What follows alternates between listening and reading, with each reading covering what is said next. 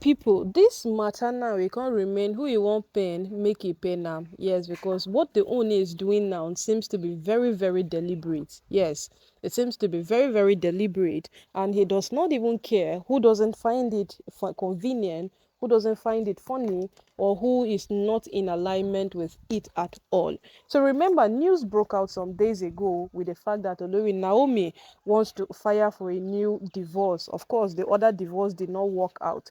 She tried every single thing humanly possible to make sure that she would get her freedom from the Oni, but she could not. Now, when they speak about freedom, it is not like Olori Naomi is being held by force by the Oni.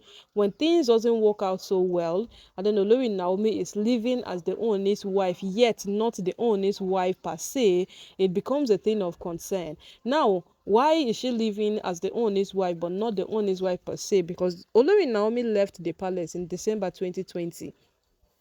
From December 2020 come today, it has been a long way for them. Yes, it has been a long way. And throughout this period, we have heard how Oni have tried that Naomi should come back, this and that. There was a time that there was a fixed date for Naomi to come back into the palace, and one or two things happened. They only had to tell the public that due to unforeseen circumstance, Naomi will not be coming back. Later last year, we saw how they made plans, every single thing. The Oni sisters even had to reconcile with their brother on that singular fact.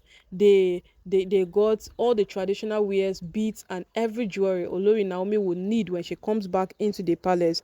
They got it for her when she's back, but it still did not play out because the Olojo festival came in, and Olojo festival is one of the biggest festival that is celebrated in Ile-Ife. And no matter what happens, the Oni needs to prepare himself ahead of a lot of things that were coming with the Olojo festival, like coming out for his people, the fasting, and then carrying the 80 kg crown that he had. They even had to support him when he carried it moving around the entire vicinity. So with all of those things, they had to still put Olori Naomi's returning back into the palace on a hold.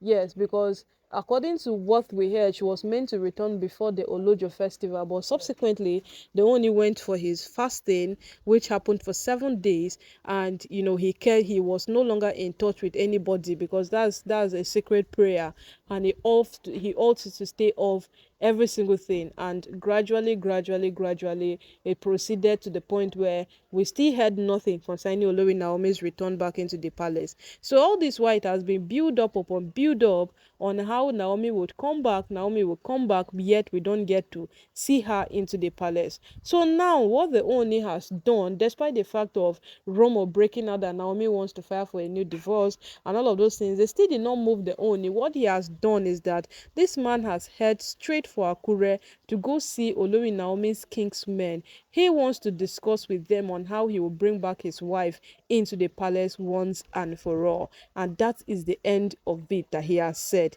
that nobody will tell him what to do.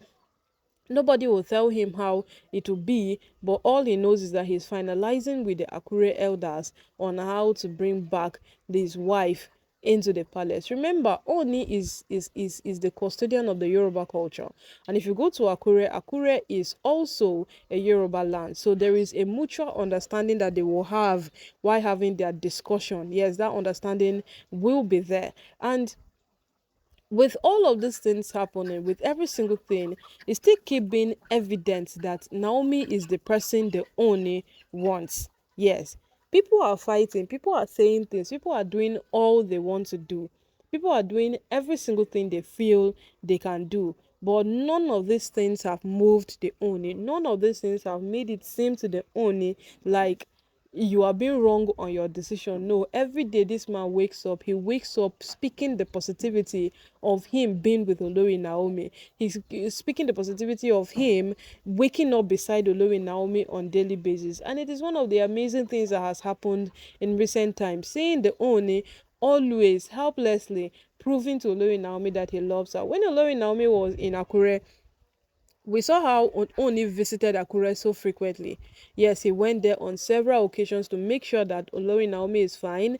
Visited Enikawo. The day Enikawo could not recognize him to call him father because it was such a very long time of them being away from the palace, and the boy was just getting to even know something.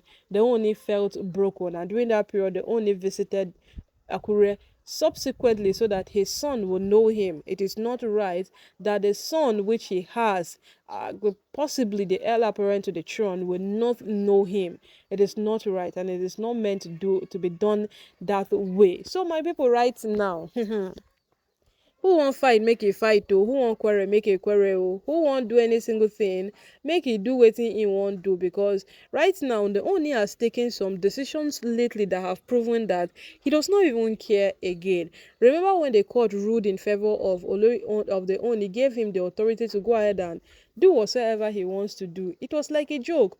Yet it seemed like a joke to all of these women. It seemed like a joke to them, but they don't know that the Ooni being a patient king does not make him a weak king. Yes, they don't know that the only deciding not to talk about a lot of things now makes him weak or any single thing. No, it doesn't. The only not talking only make it proves how matured he is. The only trying to ignore most of the things these women do only proves that what these women are very, very childish, and they ought to change. They ought to really, really change. But how many of them are willing to change? How many of them are willing to change? None of them. None of them, because they feel fighting on daily basis the only ultimate goal. They feel going after Olori Naomi is the only thing that will make them succeed. You know, when Pastor Tibatan said that without Naomi, then there is no chaos in the palace. It was more like a joke, but it is true. Yes, it is true. Judging by facts, judging by every single thing that has happened over time, you would categorically agree that without Naomi, then there is no chaos in the palace. Who would these women blame their actions on? Who would these women hold responsible for their misconduct? Who would they even point hands at and say that, it's because of this person that we did what we did, though? Because it has always been because of Olori Naomi. And now they're only going to see Olori Naomi's Kingsmen.